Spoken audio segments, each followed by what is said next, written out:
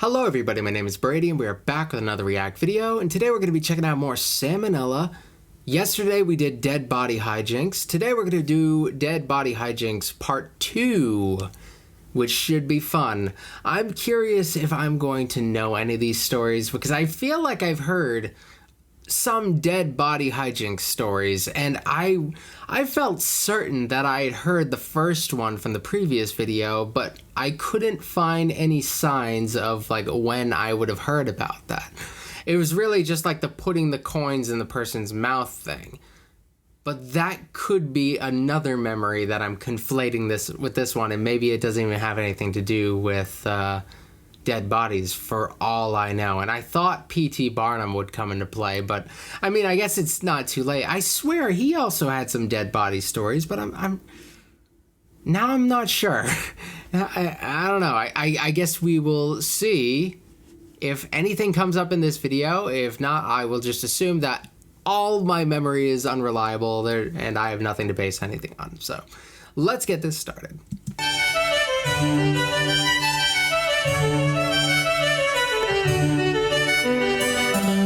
Hey kids, time to talk about more cases of stiff lifting from the days of yore. If you haven't seen part 1 yet, go check it out. Or don't. I'm a YouTuber, not a cop, unfortunately. This first tale doesn't feature an entire dead body, but I still found it interesting enough to talk about. So one day in 2012, a priest was riding a train out of Italy when his bag got stolen by a trio of thieves. Inside the bag was whatever normal personal possessions the guy happened to own, as well as a small vial containing the blood of none other than Pope John Paul II. So this begs the question, why did the priest have Pope blood in his bag? Well, an important way that the Catholic Church honors saints and other venerated individuals is the keeping of relics. These relics are ranked in terms of how close they were to the person at hand. You got something that's tangentially related to a saint in any way, that's a third-class relic. If it's a personal possession of a saint, it's second class. And as for first-class relics, those typically consist of literal body parts and or fluids of a holy figure. Now for you youngsters out Okay, so recently I checked out his CGP Grey video where he talks about some of the practices of like the Catholic Church and some things about like becoming Pope and like how kind of funky the process is. I know vaguely about the concept of relics, but kind of understanding them through tears is actually really interesting. I think we got to learn more about the Catholic Church. I think that's necessary. In my study of history, I've not really delved into Catholicism all that much. I'm not personally Catholic or really religious at all. In early American history, which is what I study, Catholics are just this foreign concept of like these people who love the kings and stuff, and they love popes and arbitrary power and all that, and Americans did not really like them at the time, and we were predominantly Protestant, so there is definitely greater focus on that. But it would be nice to understand the Catholic Church. It's a wacky, crazy institution, and I mean that in the most respectful way possible. It's like incredibly complicated and kind of fun and kind of awful depending on when and what you're talking about. Yeah, it's quite the thing. All right, we're gonna have to find more stuff on that. That CGP Grey video on the Vatican City. Doing that one next. I've decided. Out there, in 1981, the Pope got shot 4 times by some fascist having a bad day. People are like, holy shit, it's a popicide. Is that even a word? No, I'm okay. Oh. Say, who left all this first-class relic lying around? So to this day, there remain 3 objects containing the fine-aged poppy juice spilled that fateful afternoon. The vial was found a few hours later by police among the reeds and grass near the station, which basically means the thieves took one look at it and were like, blood? I already make this myself. Lame. And tossed it out without a second thought. Here's the thing though, that's not the only instance of old JP2 getting blood napped. In 2014, a similar relic was yoinked from the church of San Pietro della Ienca in Italy alongside alongside a crucifix. The fact that these were the only items taken led to two prevailing theories. Some people thought that since John Paul II wasn't technically a saint yet, the relic's value would go way up once the man was actually canonized, so the thieves decided to take it now and resell it later. The other theory was way more popular with the media. After all, what use does Pope blood have other than satanic rituals? This story naturally got a lot of press, and the whole world just kind of assumed that Lucifer himself was set to return any day now. Eventually, the thieves confessed, so authorities came to the rehab facility they were staying at. They returned the cross, but when questioned about the relic, they were like, wait, what? Pope blood? Satan?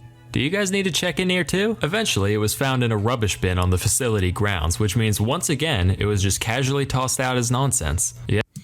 Yeah, like most of the accusations of like satanic blood rituals tend to be kind of you don't need me to tell you that they're all kind of based on BS. Like I would assume like 98% of the time. That might be generous. Who knows?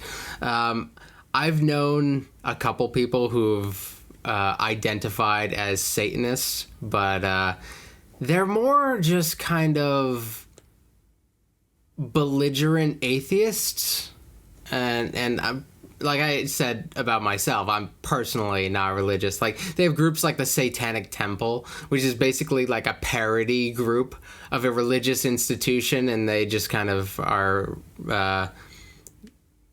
advocating for separation of church and state. I can't imagine there's that significant of like an actual satanic movement or whatever, like conducting blood rituals or something, but I don't know. I've learned a lot since becoming more plugged into the internet. Maybe they're just underground.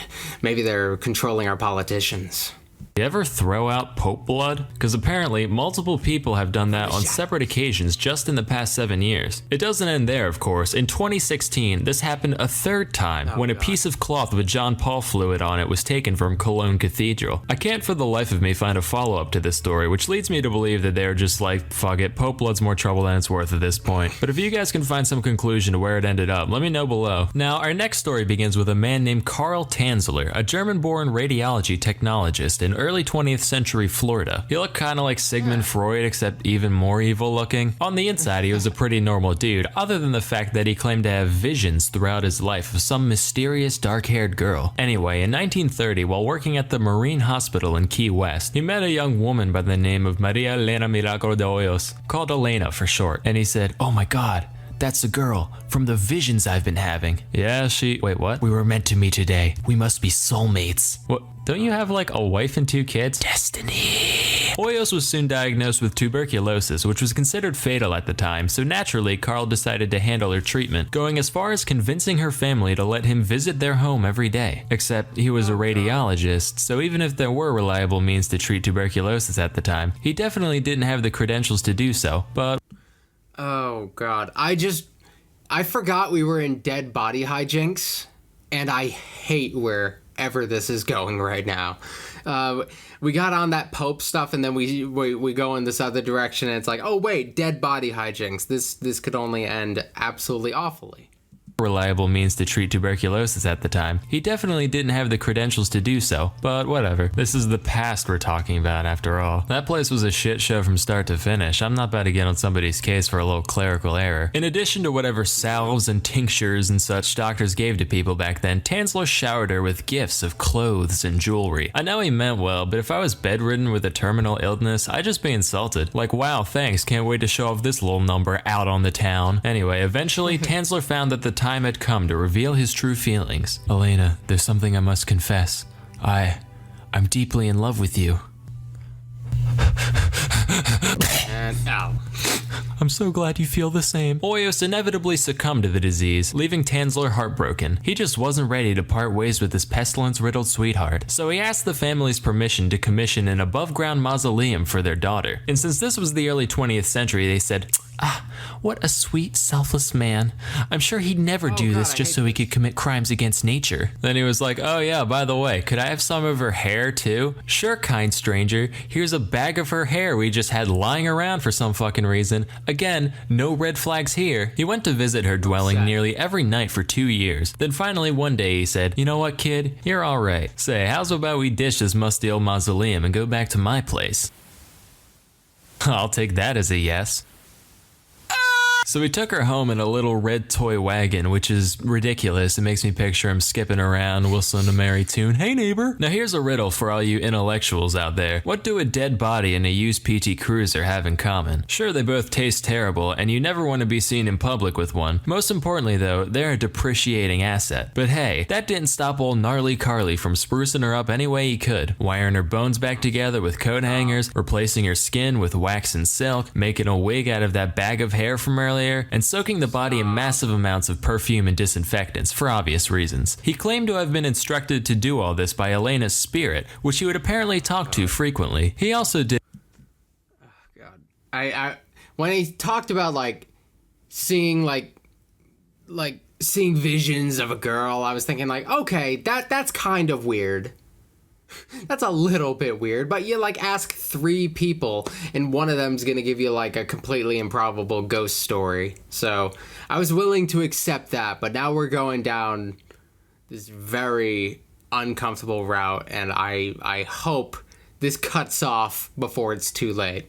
Did, you know, that thing eccentric loners do with dead ladies in their house, but we won't talk about that. This went on for 7 years, 7 hot and humid Florida years, until 1940 when Elena's sister saw him dancing with some lady through the curtains. She's like, aw, how cute, I'm glad that old bag of lentils has finally found love. Walks in, comes to find out, it's her fucking dead sister. So the cops come, but there isn't any conclusive evidence of any flirting and philandering with the body, so the only crime Carl could have been charged with was grave robbing. Except the statute of limitations was already up by the time he was found out, so they just took the body, tipped their hats, and went on their merry way. Tanzler still missed Elena dearly, but since he couldn't have her cadaver, he crafted a crude homemade effigy of the lady, which he lived with for the rest of his life. Here's the part that really gets me though. He apparently went back to live with his estranged wife once the jig was up. Just like, hey babe, I know we haven't talked since the whole corpse thing, but I've been having trouble making rent. Do you think I could come crash for a while? Sure, come right in. I'll take your coats. Would you and the demented life-size replica of your long-dead lover that you left me for like a cup of tea? I'd like one. She was not his lover unless they consented to it when she was alive, which we don't seem to have any sign of. According to this video, she vomited up her guts at the suggestion, although it may not have gone nearly as quickly as it implies. Of course, you gotta shrink down the story a little bit, make it a little bit faster. Oh my God, I hate this. This is my least favorite Sam video, and it's not his fault. It's the subject matter. I actually like that first part with the Pope blood, though. Maybe it balances out. Maybe it balances out to an acceptable video, because I like Pope blood's fun. One. None for her though. It goes right through her. Of course, I'm making all this out to be a horrifying thing for the goofs and gaffs of it, but at the time, a lot of people read the news stories about Tanzler, and many actually sympathized with the man. They saw him as the distraught, hapless romantic that he saw himself as. You know why they had that compassion? Because they listened. Say, what would the world look like if we all listened more? Sponsor time. Listening to audiobooks inspires us, motivates us, even brings us closer, and there's no better place to listen than Audible. But what should you listen to, you? But Sam, you didn't put the Audible thing, I think, in the first frame, did you? Did you? Maybe you did. No, you didn't. Come on, Sam.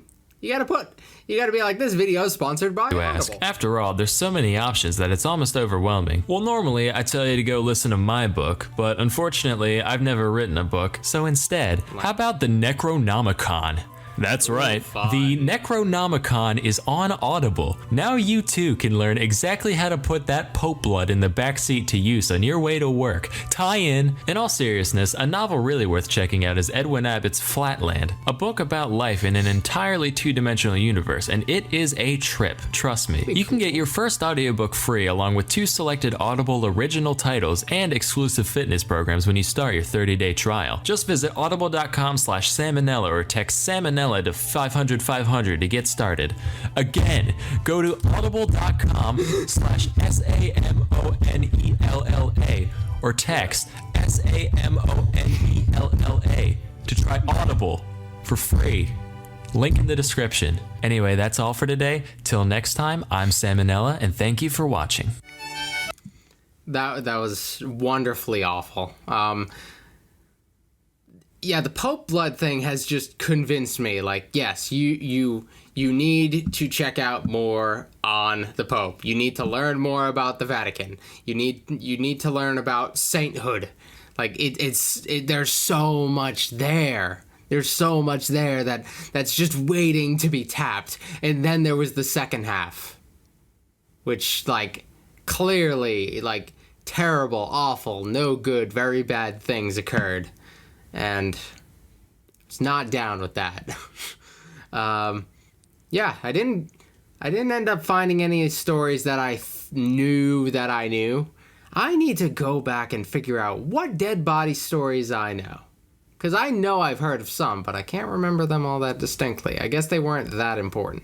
There were some things like, they had like these traveling museum things or traveling show, like maybe it was part of a medicine show, or that feels stupid, but like it's not beyond like the weirdness of the American emerging West. You know, we had some stupid stuff going on, so I don't know.